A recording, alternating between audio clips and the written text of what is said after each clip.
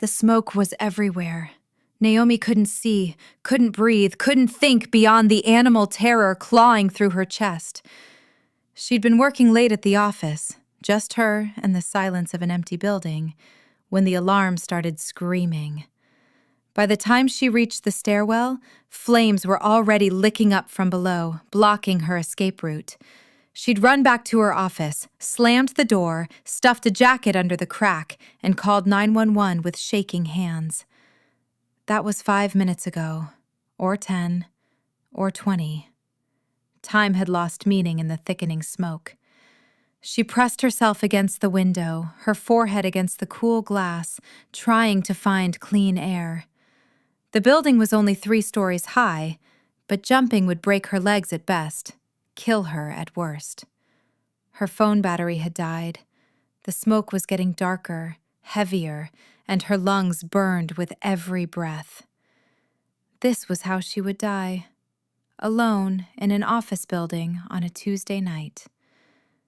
Then she heard it. A crash, splintering wood, heavy footsteps. "Fire department, call out!" The voice was deep, authoritative, cutting through her panic like a blade. "Here!" She tried to scream, but it came out as a ragged cough. "I'm here!" The door burst open in an explosion of sound and smoke. A figure appeared through the haze, massive, backlit by the hellish orange glow from the hallway. He wore full gear, helmet, mask, but even through all that, Naomi could see his eyes locked on her. He crossed the room in 3 strides. "I've got you. Arms around my neck. Now." She didn't argue. Couldn't argue. Her legs were shaking too badly to hold her weight. The moment her arms wrapped around his neck, he lifted her like she weighed nothing at all, cradling her against his chest as he turned back toward the door. The hallway was an inferno. Flames devoured the walls, the ceiling. The heat was unbearable even through his protective gear. Naomi buried her face against his shoulder and felt him move, fast, decisive, his grip on her absolutely secure even as he navigated through the chaos. She must have blacked out because the next thing she knew, she was outside on the wet pavement and his mask was off. The most beautiful face she'd ever seen hovered above her, all hard angles and worried brown eyes. And then his mouth was on hers. Not kissing. Breathing. "Breathe. Come on. Breathe for me." His breath filled her lungs. Once. Twice. She coughed, gasped, dragged in air that tasted like smoke and night and life.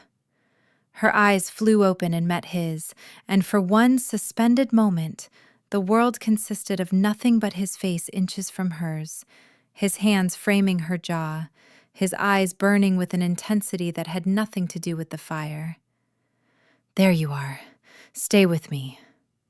Paramedics swarmed around them, but he didn't move away. Not until they physically had to pull him back to get the oxygen mask on her face. Even then, he stayed close, kneeling beside the ambulance, his hand on her shoulder like he needed the physical contact to confirm she was real, alive, breathing. Naomi's head spun. Smoke inhalation, the EMTs said. Minor burns on her hands. Shock. They wanted to take her to the hospital. Through the oxygen mask, she watched her rescuer. Someone had called him Daniel, Captain Mercer, they'd said. He was pulling off his gear, and sweet God, the man underneath was devastating. Broad shoulders, powerful arms, dark hair damp with sweat. When he glanced back at her, their eyes met again, and something electric passed between them. He shouldn't look at her like that. She shouldn't feel her heart stutter in response. But she did. The hospital kept her overnight for observation. Naomi spent most of it staring at the ceiling, replaying the moment his mouth had been on hers. Professional, medical, life-saving. It didn't matter how many times she told herself that. Her body didn't care about the clinical explanation. It only remembered the feel of his hands on her face, the urgency in his voice, the way he'd looked at her like she was the only person in the world.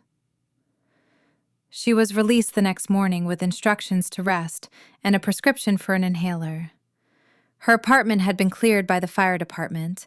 The blaze hadn't spread to residential units, but she felt shaky, unsteady, as she unlocked her door. The knock came an hour later. Naomi looked through the peephole and her breath caught. Daniel stood in the hallway, no longer in uniform. Jeans, a dark blue Henley that clung to his chest. He looked somehow bigger without all the gear, more real, and infinitely more dangerous to her equilibrium. She opened the door. "I hope this isn't out of line. I got your address from the incident report." "You came to check on me?" "Had to make sure you were okay." He looked so earnest standing there, and Naomi felt something warm unfurl in her chest. This was inappropriate. He was a firefighter who'd responded to an emergency. She was the victim he'd saved. There were probably rules about this, boundaries that existed for good reasons. But she stepped back and let him in anyway. Daniel's gaze swept her apartment, professional assessment mixing with something more personal. Then his eyes landed on her, and she saw him take in the too large sweatshirt, the bandages on her hands, the way she still moved carefully like her ribs ached. "How are you feeling?" "Like I almost died last night." She tried to smile. "But alive, thanks to you." "You don't need to thank me." "I think I do. You ran into a burning building." "That's the job." But the way he looked at her, like she mattered beyond the job, beyond the incident report, made her pulse quicken. Naomi moved toward the kitchen, needing distance, needing to do something normal. "Can I get you coffee? Water? It's the least I can do." "You were just in the hospital. Sit down. I'll make the coffee." She should argue. She should maintain some semblance of control. Instead, she sank onto the couch and watched him move through her kitchen like he belonged there. He was so big in her small space, and she couldn't stop noticing everything about him. The way his shoulders stretched the fabric of his shirt, the confidence in his movements, the careful precision with which he handled her mugs. When he brought her coffee, their fingers brushed. The contact lasted half a second too long. "I couldn't stop thinking about you last night." Naomi's heart hammered against her ribs. She should shut this down. This was exactly the kind of thing she shouldn't encourage. A firefighter showing personal interest in someone he'd rescued. The power dynamic all wrong. The timing completely inappropriate. "Daniel." "I know. Trust me. I know all the reasons this is a bad idea. But I needed to see you. Needed to know you were really okay." "I'm okay. Are you?" No, she wasn't. Because he was looking at her like she was precious. Like the fact that she was alive and breathing in front of him mattered more than anything else in the world. And it made her want things she had no business wanting. "I keep thinking about it," she admitted. "The fire, your face when you found me, the way you—" She stopped, heat flooding her cheeks. "The way I what?" "Breathed for me." The air between them went taut. Daniel set his coffee down carefully, deliberately, and leaned forward with his elbows on his knees. "That was the hardest thing I've ever done. Having your mouth under mine and keeping it professional." Naomi's breath stuttered. She should tell him to leave. She should maintain distance. She should remember that he was her rescuer, not her— what? Suitor? The word felt ridiculous, but the wanting was real. "This is wrong," she whispered. Probably. There are rules. I don't care. You should care. You're a fire captain. You're Naomi. You're the woman I can't stop thinking about. That's all that matters. Her name in his mouth felt like a caress. Naomi gripped her coffee mug to keep her hands from shaking. This was insane. She'd known him for less than 24 hours. Most of that time, she'd been unconscious or in the hospital. She didn't do this, didn't feel instant, overwhelming attraction to near strangers, didn't let men she barely knew into her apartment and her life. But Daniel wasn't like anyone she'd ever met.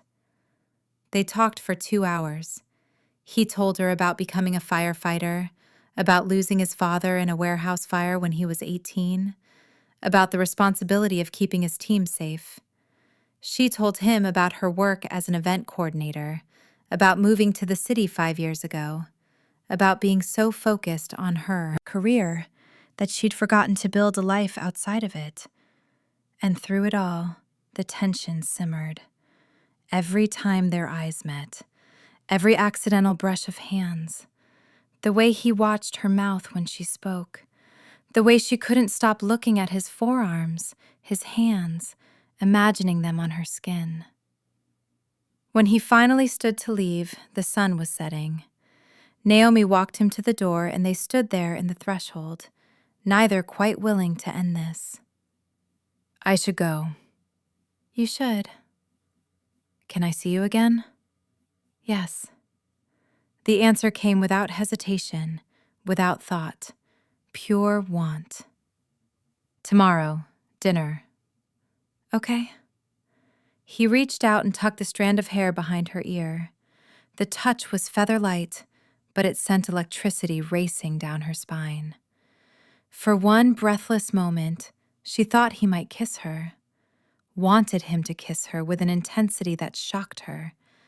But he stepped back. Tomorrow, Naomi. Then he was gone, and she was left standing in her doorway, trembling. Dinner turned into coffee. Coffee turned into a walk through the park.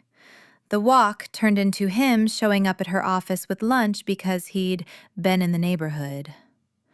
Within a week, Naomi couldn't remember what her life had looked like before Daniel Mercer walked into it, or rather, carried her out of it. They were careful. No kissing, no crossing lines that couldn't be uncrossed. But the wanting grew every day, and she could see in his eyes that he felt it too. The restraint was killing both of them. 2 weeks after the fire, a storm rolled in. Naomi was at home when her phone lit up with his name. Are you okay? She answered. I'm fine. Are you? The weather service issued a severe storm warning. As if on cue, lightning cracked across the sky and the power flickered. I'm okay, she said, but her voice wavered. She'd been fine with storms before the fire. Now, every loud noise, every flash of light made her heart race. I'm coming over. Daniel, you don't have to. I'm already in my truck. The power went out 15 minutes before he arrived. Naomi sat in the dark, listening to thunder shake the windows, trying to breathe through the anxiety clawing up her throat. When his knock came, she practically ran to the door. He stood there dripping wet, concern etched into every line of his face. Hey, you okay? She wasn't. The moment she saw him, something inside her broke. Naomi stepped into his arms, and he caught her, held her, his large hand stroking her back as she shook. I've got you. You're safe. I'm sorry. I don't know why Trauma doesn't follow a schedule. You almost died, Naomi. You're allowed to fall apart. But she didn't want to fall apart. She wanted to be strong, capable, in control. Instead, she was standing in a dark apartment clinging to a man she barely knew because the sound of thunder made her think of roaring flames. Come on, let's get you somewhere safe. This is my apartment. My place has a generator, and it's not dark. She should say no. Going to his place was a terrible idea. They'd barely managed to keep their hands off each other in public, supervised settings. Being alone together in his space, at night, was asking for trouble. But another crack of thunder decided for her. Pack a bag. You're staying with me tonight. Naomi didn't argue. Daniel's house was a revelation. She'd expected bachelor mess, maybe some generic furniture. Instead, she found a carefully maintained craftsman with built-in bookshelves, a stone fireplace, and photographs of his fire crew on the walls. It was warm, lived in, and completely him. Sorry about the mess. There was no mess. Everything was tidy, orderly, the home of someone who valued his space. It's beautiful, she said honestly. The generator hummed in the background, providing enough power for lights and heat. Daniel disappeared into what she assumed was his bedroom and returned with clothes, a fire department t-shirt and sweatpants with a drawstring. Bathroom's down the hall. Take a hot shower. You're still shaking. She was, but not entirely from fear anymore. The shower helped. Naomi stood under the spray until her muscles unknotted, until the smell of smoke she'd been imagining all evening washed away. When she emerged, wearing Daniel's clothes, drowning in fabric that smelled like him, cedar and smoke and something essentially male, she found him in the kitchen. He'd changed too. Sleep pants, a gray t-shirt that clung to his chest and arms. His hair was damp, and Naomi realized he must have another bathroom, must have showered while she was in his. The domesticity of it hit her hard. She was in his house, wearing his clothes, about to share a meal he was cooking. It felt like playing house, except the desire threading through her was anything but playful. How do you feel about pasta? Perfect. She watched him cook, couldn't stop watching him. The casual competence with which he moved, the way he knew exactly where everything was, the flex of his forearms as he stirred sauce. When he caught her staring, his eyes darkened. You're looking at me like... Like what? Like you want me to forget every reason this is a bad idea. Maybe I do. The wooden spoon clattered against the pot. Daniel turned fully toward her, and the hunger in his face made her stomach flip. Naomi. We're adults. We're both single. We like each other. It's more than like, and you know it. She did know it. She'd known it from the moment she woke up to find his mouth on hers, breathing life back into her lungs. This wasn't casual attraction. This was consuming, terrifying, inevitable. So what do we do about it? I'm trying to do the right thing. You went through something traumatic. I don't want to take advantage. What if I want you to? His jaw clenched. She could see him fighting for control, and, perversely, it made her want him more. This man who'd run into fire to save her, who'd shown up at her apartment just to check on her, who was currently trying to protect her from his own desire, he was everything she'd never known she wanted. Naomi crossed the kitchen, stood close enough to feel his heat. I'm not fragile, Daniel. I'm not broken. I'm just a woman who wants you so badly she can barely think straight.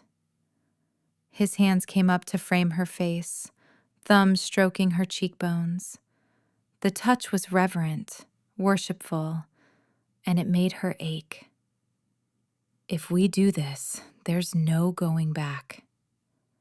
I don't want to go back. I'm not a casual guy, Naomi. If I have you, I'm keeping you. Promise? His mouth came down on hers, and it was nothing, like the rescue breathing. This was claiming, devouring, weeks of restraint shattering in an instant. Naomi melted against him, her hands fisting in his shirt as his tongue swept into her mouth. He kissed like he fought fires, with total commitment, absolute focus, devastating effectiveness. When he finally pulled back, they were both breathing hard. Dinner's going to burn. I don't care. I do.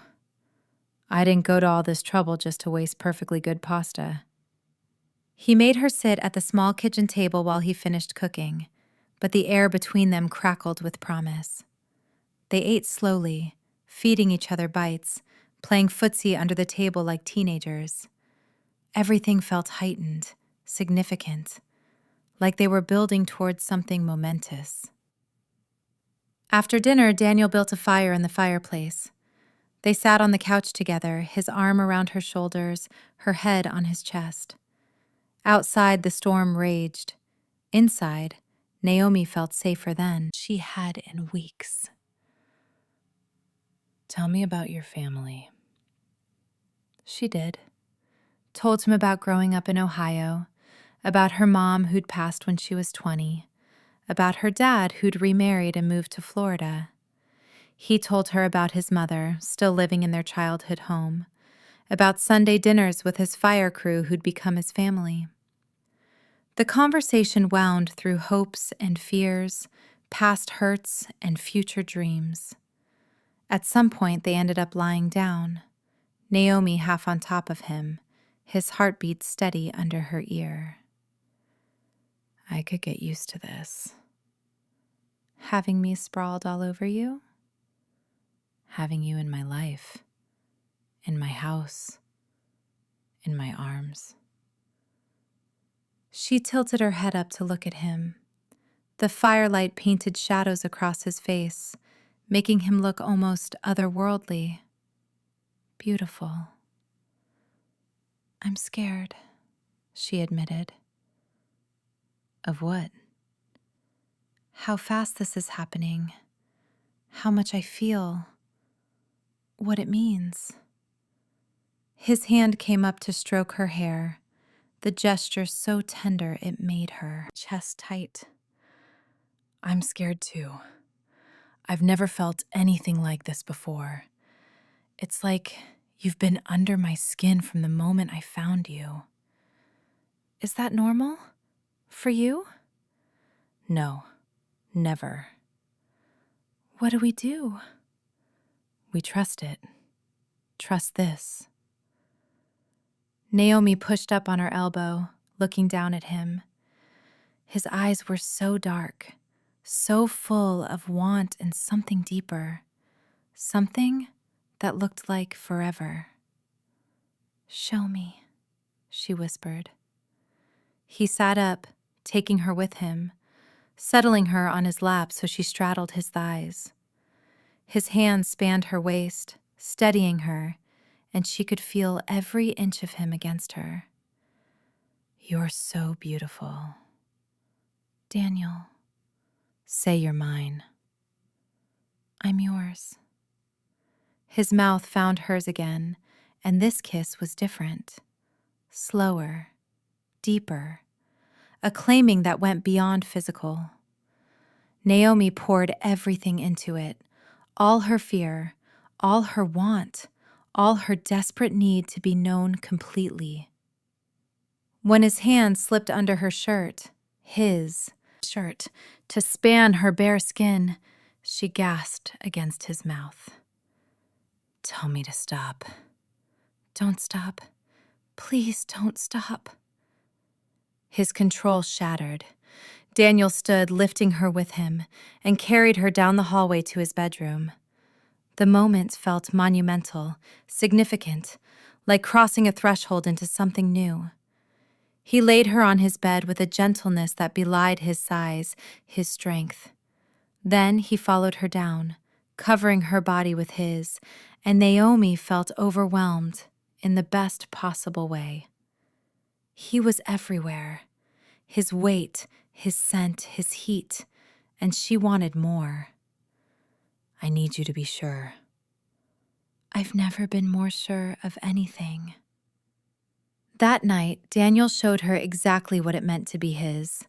He worshipped every inch of her, learned every sound she made, brought her to the edge again and again until she shattered in his arms. And when she finally came apart, it felt like coming home.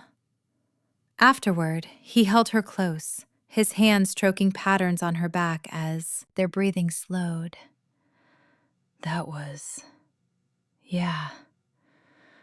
You're not leaving. Ever.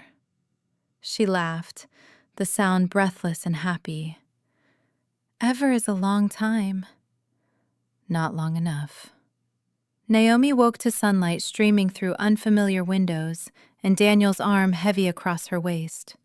For a moment she panicked. What had she done, moving this fast, giving herself so completely to someone she'd known for 2 weeks? Then he stirred behind her, pulling her closer, and murmured against her neck. Morning, beautiful.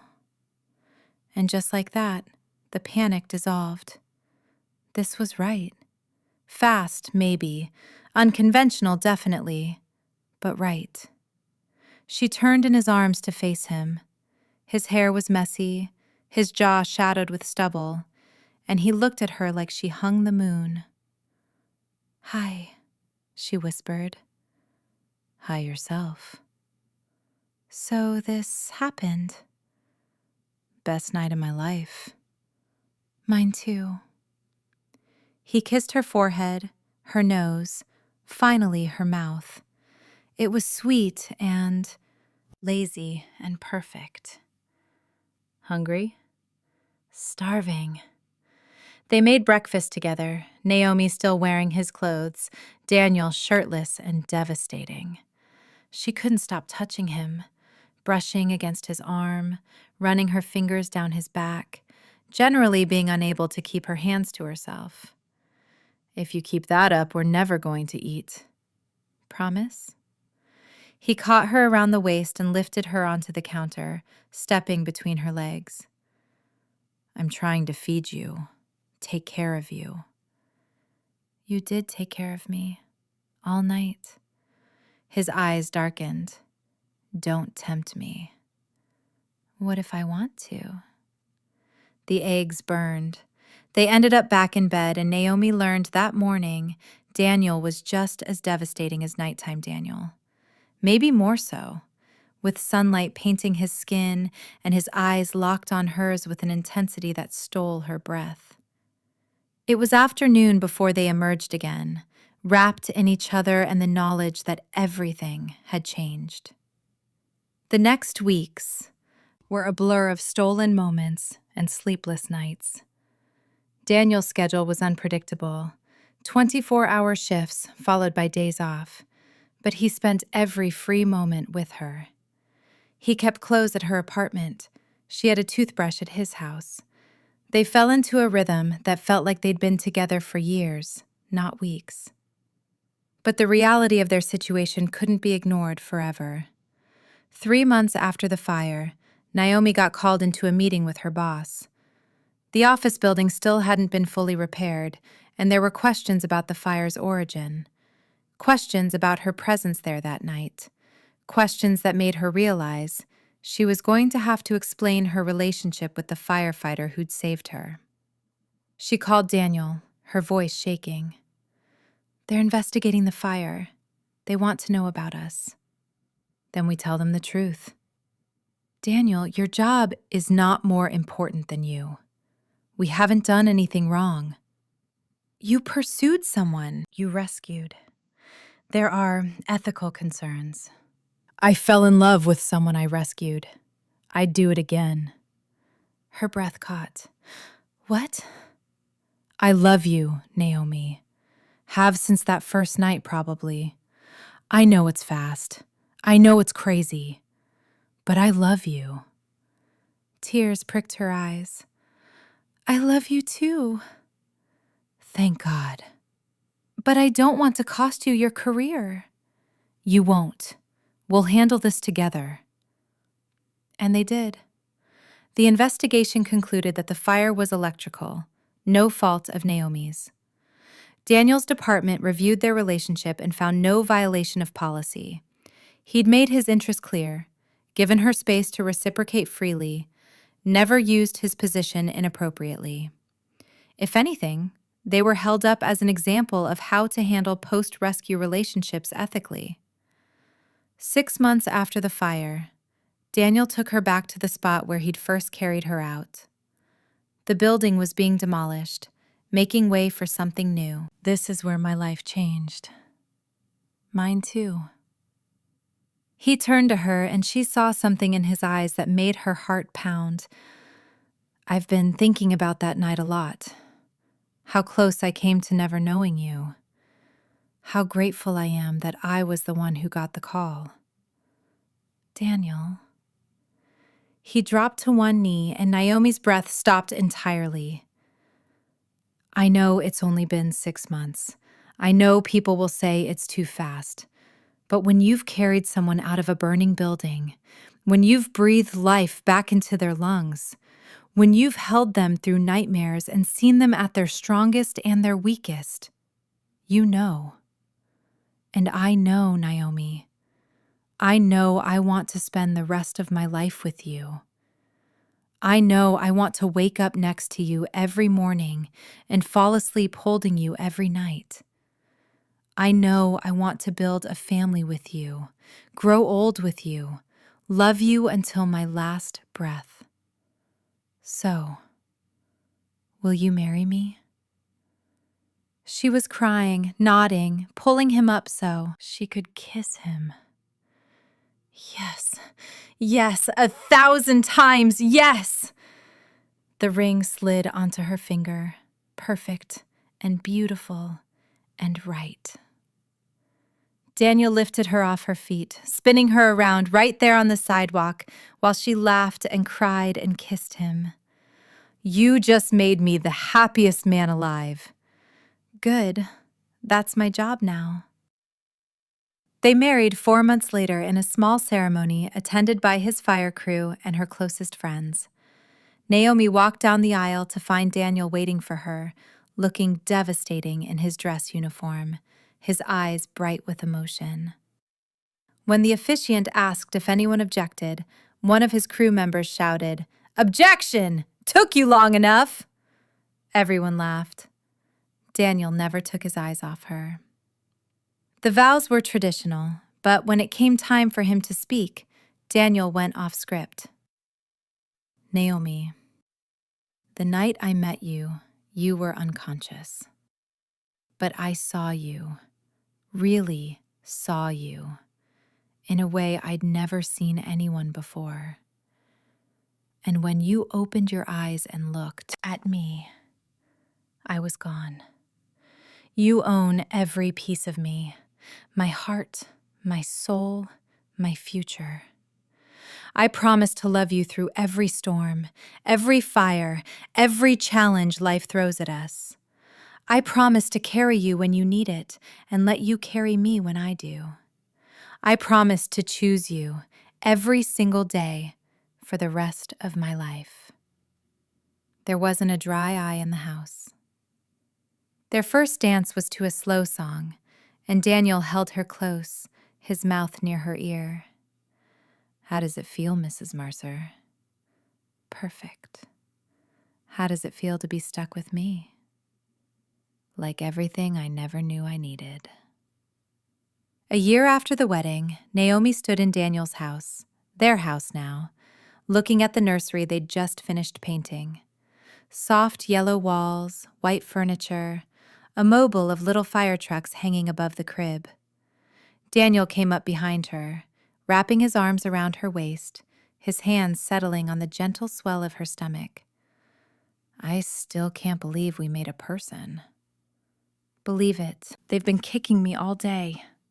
He pressed his hand more firmly against her, waiting. When the baby kicked, his face lit up with pure joy. That's our kid. Our kid. I love you so much, both of you. Naomi turned in his arms, looking up at the man who'd saved her life in more ways than one. The man who'd loved her fearlessly from the first moment.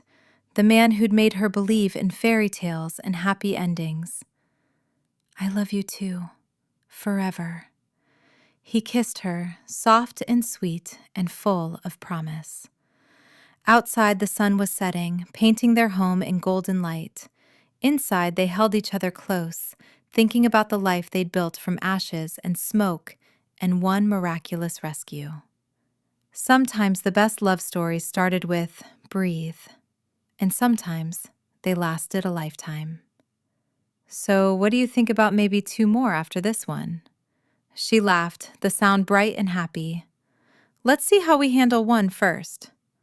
Where's your sense of adventure? You're my adventure, Daniel Mercer. You'll always be enough. He pulled her closer, his hand protective over their child, his heart full of a love that had started in fire and forged something beautiful. We're going to be so happy. And they were, every single day. Did you like the story? Do you want a part 2?